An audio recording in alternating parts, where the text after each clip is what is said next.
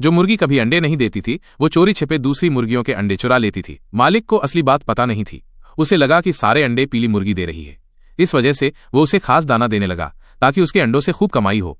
मालिक की इतनी खातिरदारी से पीली मुर्गी इतनी बिगड़ गई कि बहुत घमंडी बन गई। वो न सिर्फ दूसरी मुर्गियों के सामने शेखी बघारती थी बल्कि उनका दाना भी छीन लेती थी।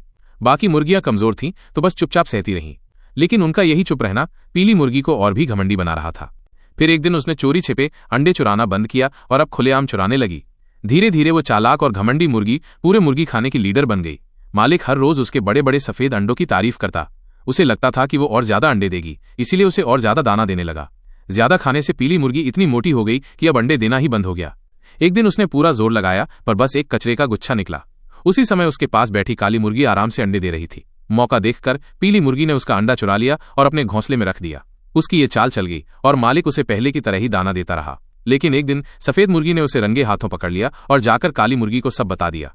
अगले दिन काली और सफेद मुर्गियों ने अपने अंडों की कड़ी निगरानी की ताकि पीली मुर्गी कुछ न चुरा सके। गुस्से में आकर पीली मुर्गी उन्हें पीटने लगी और क्योंकि वो बड़ी थी जीत भी गई। अब तो वो रोज दो दो अंडे चुराने लगी। ये देखकर काली और सफेद दोनों मिलकर उस पर टूट पड़ी। शोर सुनकर मालिक दौड़ता हुआ आ गया और उन्हें अलग कर दिया। पीली मुर्गी ने दुख का नाटक किया, रोई और फिर एक बड़ा अंडा मालिक को दे दिया। मालिक अंडा देखकर खुश हो गया। फिर उसने दोबारा ड्रामा किया और एक और अंडा रख दिया। लेकिन जब मालिक ने देखा कि दोनों अंडों का रंग अलग है तो उसे शक हुआ।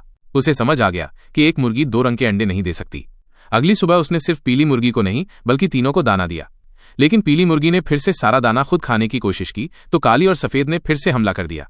इस बार उन्होंने उसे बुरी तरह पीटा और भगा दिया।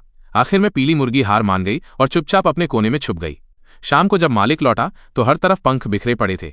देखकर वो हैरान रह गया। पीली मुर्गी धीरे से उसके पास आई और फिर से उसे तरस दिलाने की कोशिश की, लेकिन इस बार मालिक ने उसकी तरफ देखा तक नहीं।